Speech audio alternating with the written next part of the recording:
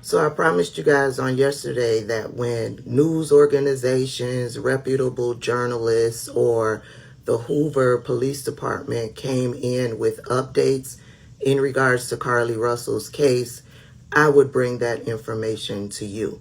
Last night, Hoover PD communicated with news organizations in Birmingham.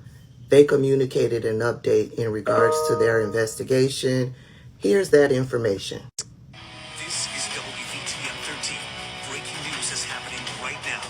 And that breaking news, Hoover Police giving an update in the Carlee Russell disappearance. In the last hour, we've learned the department will hold a press conference tomorrow afternoon. WVTM 13's Aaron Llewellyn joining us now with the latest.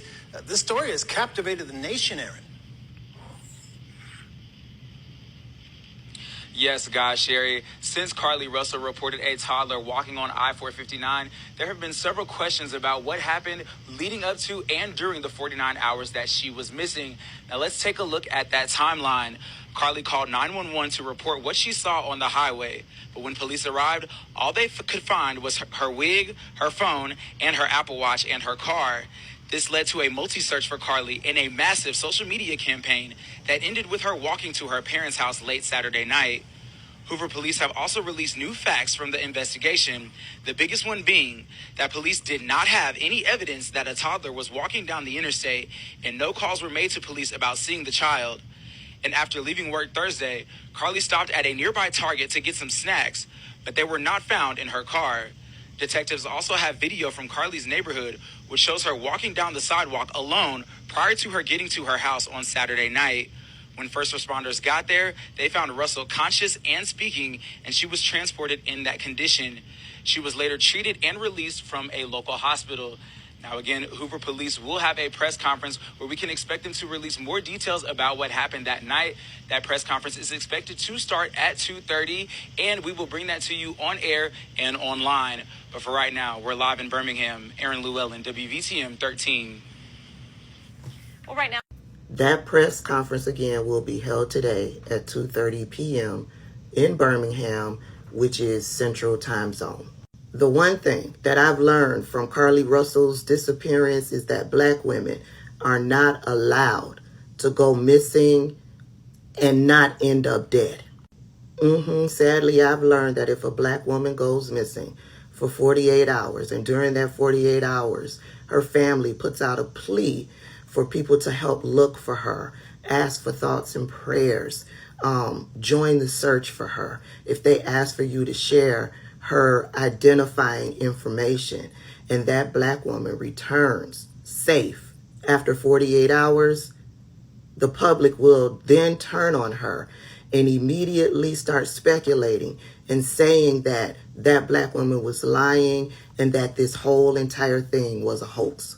That black woman goes missing for 48 hours and she returns safe and alive. They will then demand answers. The public will demand answers regardless of your mental state or your physical state. They don't care. They will demand answers. And if they don't get those answers, they will then demand that you be arrested and put in jail. And then white women who have made themselves a part of the conversation, they will say things like this. And I'll tell you what, if this is true and I was your mama, I would be beating the black off of your ass. Or if you are a black woman and you go missing for 48 hours and you return alive, there will be white women out there that will obsess over your disappearance and will make 30 and 40 videos off of your disappearance to make money, to grow their following, to just get clout, have their face all over the internet, and it will be forever tied to your disappearance. And the most sad thing about your disappearance as a black woman is that black men and black women will join in with anti-black white men and white women to denigrate and disrespect you.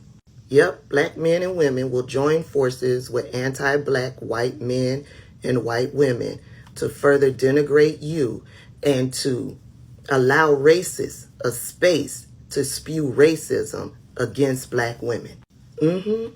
They will do all of this without knowing the final results of a police investigation into your disappearance.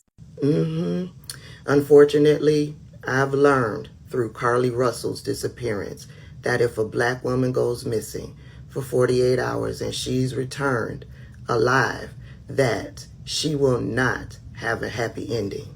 The thoughts and prayers that went out for that black woman during that 48 hours, yeah, black men and women, they're going to want those prayers back. There won't be any empathy for that black woman. That black woman would not be offered any type of grace. That black woman will not be offered any type of space to deal with the situation, to allow the investigation to happen. She will get none of that. And it will be black men and women that tears her down the most.